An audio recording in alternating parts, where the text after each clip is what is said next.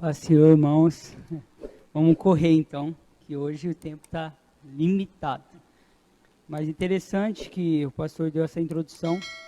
E o apóstolo Paulo ele escreve essa carta aos Efésios da sua primeira prisão em Roma, onde tinha uma junta, de soldados que ficava cuidando dele, se revezando. E quando ele escreve essa carta, ele evangelizava esses soldados. Tanto é que em Filipenses 4:22 vai dizer assim: todos os santos vos saúdam. Ele está terminando a carta aos Filipenses, que foi uma carta escrita também dessa primeira prisão, escrita no mesmo tempo de Efésios, e ele fala, especialmente os da casa de César. Então, ele evangelizava os soldados. E quando ele escreve essa carta aos Efésios, ele está terminando a carta, e provavelmente ele olha para o soldado romano que está ali perto dele, e ele começa ver e vislumbrar todo esse cenário espiritual da guerra, e ele começa a tratar aquela armadura do soldado romano como sendo a nossa armadura espiritual. E aí ele vai começar então com o cinto da verdade. O cinto da verdade, ele era muito importante por conta de que antes de um soldado romano vestir a armadura, ele precisava prender as suas vestes. As vestes naquele tempo eram vestes folgadas, eram vestes que era semelhante a um vestidão hoje, um roupão, e muitas vezes feito de uma peça só, uma peça única, e ela ficava muito foló, e não tinha como você vestir a armadura se você não prender com o cinto. Então, o soldado romano, quando ele ia vestir a armadura antes, ele prendia aquilo, as vestes com um cinto, e é colocado como cinto da verdade. Nós sabemos que o próprio Jesus é a verdade, relatada em João 14:6, eu sou o caminho, a verdade e a vida. Nós sabemos que a palavra de Deus é a única verdade que nós temos. E é interessante quando ele trata de vestes, vestes em toda a Bíblia vai mostrar a condição do homem. Vestes brancas, pureza, santidade. Vestes sujas, pecado.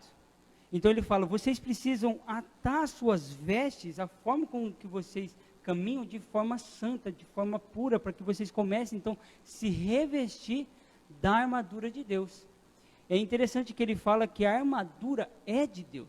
Você não vai tomar uma armadura que é sua, mas o próprio Deus disponibiliza a você uma armadura que é dele, para que você possa resistir, a palavra diz, no dia mau. Então como que a gente vai começar a vestir isso? Com a verdade, com a santidade. Olha comigo um texto em Zacarias 3, a partir do versículo 1.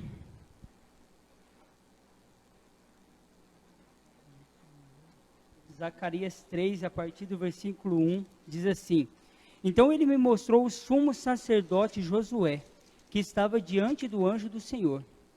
E Satanás estava à sua mão direita para se opor a ele. O Senhor disse a Satanás, o Senhor te repreenda, ó Satanás. O Senhor que escolheu Jerusalém te repreenda. Não é este um tição tirado do fogo? Frase dita para John Wesley depois do incêndio.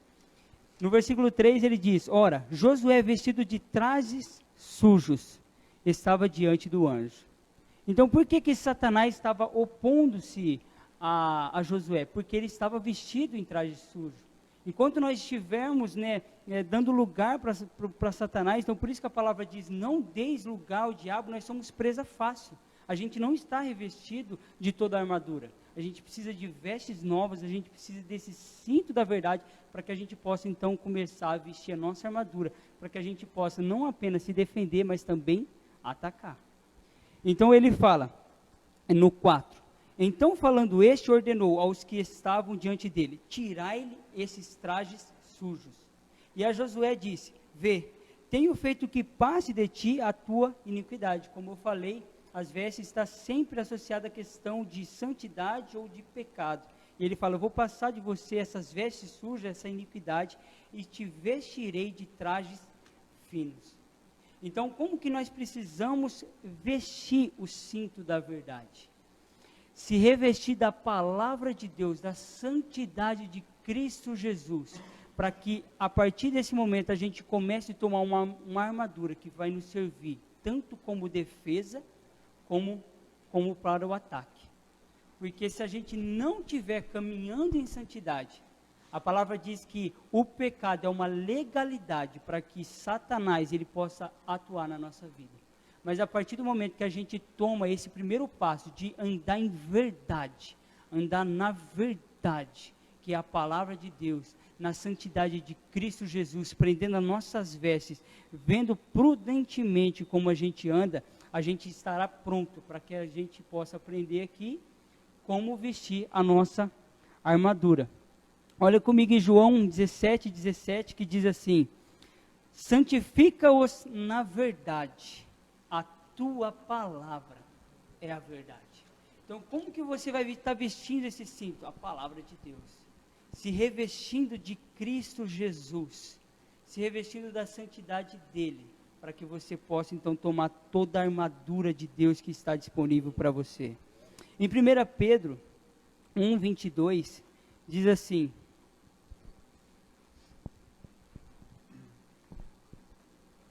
1 Pedro 1:22. Agora que vocês purificaram as suas vidas pela obediência à verdade. Agora que vocês purificaram as suas vidas pela obediência à verdade. O cinto da verdade é isso que te prende em Cristo Jesus, para que você possa caminhar como ele caminhou, né? Por exemplo, Colossenses 2, no versículo 6, diz que aquele que recebeu a Cristo Jesus, nele andai. Então nós precisamos andar como ele andou. 3 de João, no capítulo 1, né, o único capítulo, nos versículos 3 e 4, para encerrar, diz assim: muito me alegrei, né, falando o apóstolo João a Gaio, ao receber a visita de alguns irmãos que falaram a respeito da sua fidelidade, de que você continua andando na verdade. E aí ele diz no 4, não tenho alegria maior do que essa, de ouvir que os meus filhos estão andando na verdade. Então, esse primeiro ponto é dizer para você, o cinto da verdade é que você ande retamente, com as suas vestes puras, ande na verdade. E a verdade é Jesus Cristo e a sua palavra. Pai do Senhor, meus irmãos, então Efésios 14, que o Jonas começou, falou sobre o cinto da verdade, e nesse mesmo verso, nós vamos falar sobre a couraça da justiça. Eu quero só ler um texto com vocês, Romanos 3:26, vai dizer assim: mas no presente demonstrou a sua justiça, Romanos 3:26, mas no presente demonstrou sua justiça, a fim de ser justo e justificador daquele que tem fé em Jesus. Romanos 1:17, porque no Evangelho é revelada a justiça de Deus, uma justiça que do princípio ao fim é pela fé, como está escrito, o justo viverá pela fé. E para o último versículo dessa parte, Romanos 10:10, pois com o coração se crê para a justiça, e com a boca se confessa para a salvação. Como muito bem explicado pelo Jonas, o cinto ele vai nos revestir, o cinto vai nos alinhar. E agora nós, Colossenses 3:10 vai dizer que agora nós vamos ser renovados, nós vamos ser revestidos do novo. Agora a couraça da justiça. E o que é a justiça de Deus? A justiça de Deus é o que nós recebemos como expiação pelo nosso pecado em Cristo. Agora nós somos considerados justos diante de Deus, porque o Senhor já não nos vê. Quando nós nos revestimos dessa couraça da justiça, o Senhor já não nos vê mais, mas o Senhor vê Cristo em nós. Então que nós possamos ter muito claro isso, quando você orar, eu te encorajo a que você ore clamando ao Senhor por essas coisas. Que você ore na sua casa, leia Efésios 6 e clame para que o Senhor se revista dele. Porque já não é mais nós que vivemos, mas é Cristo que vive em nós. Então que nós possamos nos revestir dessa verdade. Que nós possamos nos revestir dessa justiça, que essa justiça que o Senhor nos justificou. Aí naquela cruz o Senhor nos justificou. Todo o nosso pecado ele nos justificou e nos revestiu de um novo homem. Então, toda a nossa multidão de pecado, todas as nossas imperfeições, elas foram revestidas assim que nós recebemos a palavra, assim que o cinto da verdade nos alinhou, nós recebemos esse revestimento que vem do Senhor, esse revestimento que é o Espírito Santo do Senhor em nós. Então, que nós possamos ter esse entendimento, que agora já não é mais eu, que alguém olha para mim, já não está mais me vendo, mas vê a couraça da justiça, vê o sangue do Senhor Jesus Cristo derramado sobre nós, e agora já não vê mais eu, mas vê Cristo em mim. Então que isso possa fazer muito sentido, que você possa clamar pela couraça da justiça, que você possa orar por isso, porque isso tem que ser uma verdade para você, que agora já não é mais as suas imperfeições, agora já não é mais sobre você, é o que está sobre nós.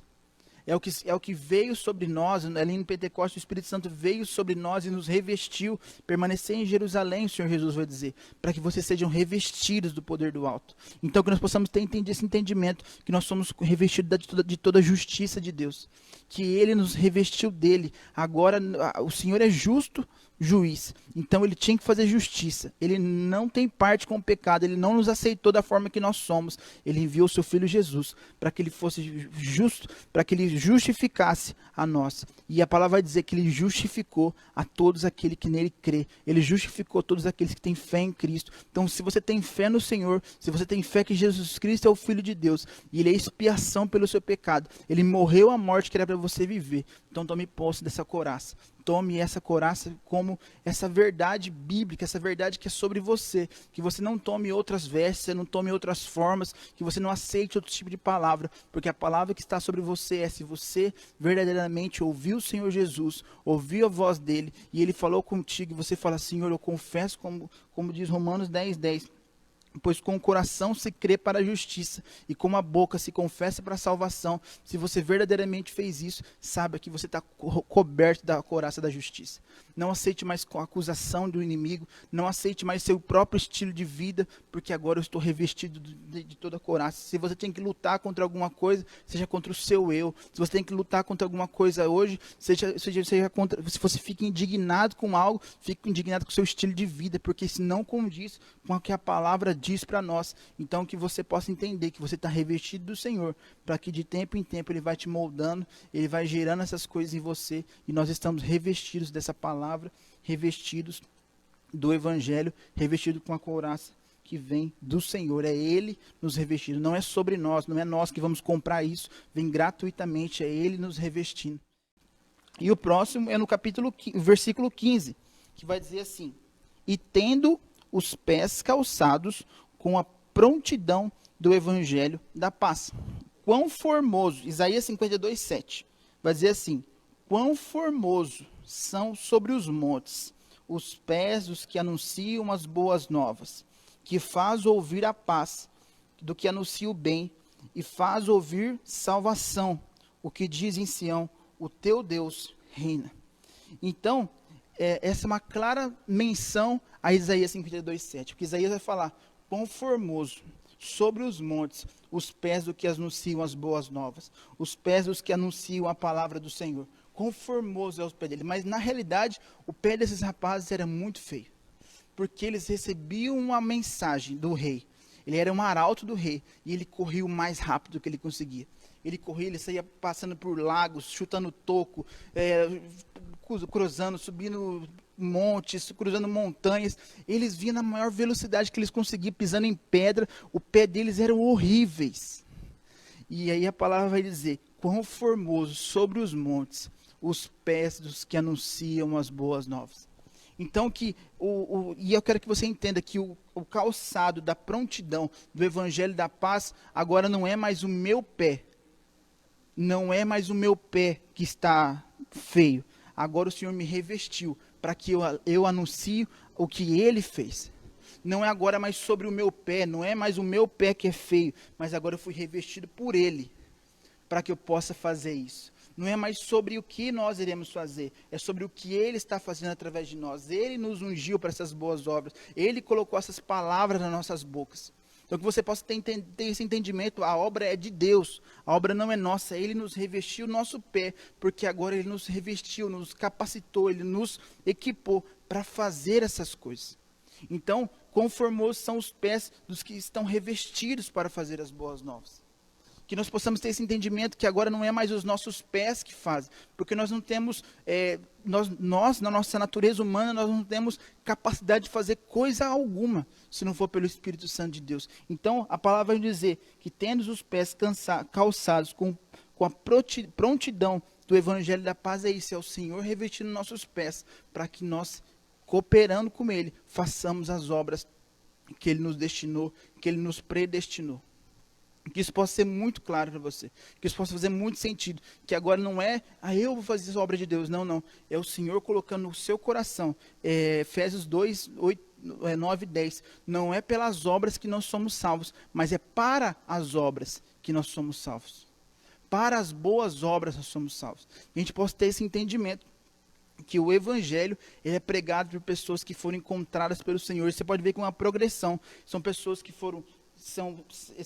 conhecem a palavra, são justificadas e agora elas calçam o calçado da prontidão do Evangelho para poder ir. E só que elas só vão quando elas entenderem que elas estão totalmente equipadas e que não é mais sobre elas, é o Senhor falando, é o Senhor se manifestando através de nós. E isso vai se cumprir, vai se desembocar onde? No ide por todo mundo, Marcos 16, 15. Então o Senhor disse, ide por todo mundo, pregai o Evangelho a toda criatura. Só que uma coisa que a gente tem que estar muito claro sobre a prontidão da pregação do Evangelho da Paz, o Evangelho da Paz é pregado com palavras. O Evangelho da Paz é pregado com palavras. Palavras, é necessário abrir a boca e falar. Fugiu a palavra. O nosso cotidiano, as nossas ações, as nossas atitudes, ela validam, ela é uma carta de apresentação. Por que você faz isso? Por causa disso. Mas é necessário abrir a boca e falar. A palavra vai dizer em Romanos 10, 17. De sorte que a fé é pelo ouvir, e o ouvir a palavra de Deus. Romanos 10, 13 e 14. Vai dizer assim, porque todo aquele que invocar o nome do Senhor será salvo. Como, pois, invocarão aquele em quem não creram? E como crerão naquele que não ouviram?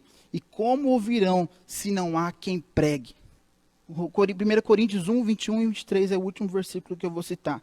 Visto que na sabedoria de Deus, o mundo não conheceu por meio de sabedoria humana. Agradou a Deus salvar aqueles que creem por meio da loucura da pregação. Os judeus pedem sinais miraculosos, os gregos procuram sabedoria, mas nós, porém, pregamos a Cristo crucificado, o qual de fato é escândalo para os judeus e loucura para os gentios. Você pode ter essa convicção. Nós precisamos abrir a nossa boca e pregar, porque como ouvirão se não há quem pregue? O seu testemunho de vida, o seu testemunho pessoal somente valida aquilo que você está falando, mas é necessário que você abra sua boca. Você foi revestido do calçado da prontidão do Evangelho. E é necessário que você pregue. É necessário que você abra sua boca e fale. Não, eu prego com o meu testemunho. John MacArthur vai dizer que as Escrituras não reconhecem um cristão que não prega com ousadia, paixão e constância. Que nós possamos ter essa verdade, cara. Eu sou tímido, cara, ore ao Senhor para que essa timidez caia por terra. Porque o Senhor Jesus não se intimidou diante de nenhum imperador romano, não se intimidou diante de nenhum soldado romano para poder morrer naquela cruz e nos tornar justos diante de Deus. Que você não se envergonhe dessa palavra. Paulo vai dizer, eu não me envergonho do Evangelho, porque o Evangelho é o poder de Deus para a salvação do homem. Que você toma essa verdade sobre você. Você recebeu o cinto, você recebeu a couraça, você calçou a sandália da prontidão do Evangelho, para que você abra sua boca e anuncie ao mundo aquele que salvou a sua vida, aquele que trouxe redenção à sua vida, aquele que você ouviu, vinde a mim, o Senhor Jesus fala, vinde a mim, e ouviu o que eu tenho de te dizer. E depois que ele fala, vinde a mim, ele manda os discípulos seus irem. Então antes você precisa vir, ser revestido, ser curado, ser tratado, para depois abrir a boca, escancarar a sua boca e anunciar o Evangelho com toda a força. E anunciar o Evangelho com toda a ousadia, paixão e constância. Que o Senhor nos abençoe nessa obra maravilhosa que é dele. Que o Senhor nos dê ânimo, nos dê força, para nós nunca esmorecermos. Que o Senhor fortaleça os seus joelhos cansados. Que o Senhor fortaleça os seus pés. Que o Senhor nos dê ânimo. Que o Senhor não nos dê um espírito de covardia, mas poder, amor e moderação. Que você saiba de uma coisa: você foi ungido para ser salvo pelo Senhor Jesus, você foi salvo por Ele, e agora você foi comissionado, é uma comissão, você coopera com o Senhor para as boas obras. Amém. Paz do Senhor a todos. Nós vamos tratar aqui do que diz lá no versículo 16, sobre o escudo da fé. Lá vai dizer assim: além disso, usem o escudo da fé, com o qual vocês poderão apagar todas as setas inflamadas do maligno. Bom, vamos entender aqui por que ele usa essa figura de escudo, né? Para a gente entender um pouco melhor. Isso eu li lá no comentário de Efésios. Havia dois tipos de escudo que os soldados usavam naquela época. Existia um menor, que era mais arredondado, e existia um maior com formato oval. E o apóstolo Paulo está tratando aqui desse segundo tipo de escudo, né? Ele está tratando desse tipo maior, que tinha um formato oval. E ele chamava escutum, né? Ele era o grande escudo, ele era um escudo muito grande. E esse escudo ele tinha o tamanho suficiente para cobrir quase todas as partes do corpo do soldado, né? Então ele era realmente algo que protegia praticamente todas as partes do corpo do soldado, né? E os dardos, né, que ele traz aqui, dos dardos inflamados do maligno, né? Naquela época, os dardos geralmente eles eram feitos mergulhando as pontas, né, das flechas numa espécie de piche que era altamente inflamável, né? E eles colocavam fogo nessas pontas e depois eles lançavam essas flechas, né? E aí somente esse escudo que era feito de certo material que poderia apagar esses dardos inflamados, né? Esses escudos de madeira eles eram revestidos de couro, né? E por causa do couro, né, o couro absorvia aquele fogo e impedia que o soldado fosse atingido ali e sofresse qualquer tipo de dano, né? Bom, ele traz aqui os dardos inflamados como toda espécie de investida maligna que o Satanás lança contra nós, que somos o povo de Deus, né? O apóstolo Paulo afirma que somente com o escudo da fé é que nós poderemos apagar os dardos do maligno, né? E o que seria, né, esse escudo, né? Nós temos o exemplo de Jó, lá no capítulo 19, versículo 25, que ele afirma: porque eu sei que o meu Redentor vive, e por fim se levantará sobre a terra. Essa é a esperança que nós temos. É isso que vai apagar os dardos do maligno. Por quê? O Jó estava sofrendo aqui todo tipo de provação, ele estava sofrendo de fome, solidão, fins de relacionamento, doença, enfim. Estava passando por toda espécie de coisas ruins na vida dele, né? Mas ele tinha essa esperança, ele tinha essa fé que era tudo aquilo que ele tinha para se defender de todos esses dardos que o maligno jogava contra a vida dele. Então ele diz: porque eu sei que o meu Redentor vive e por fim se levantará sobre a terra.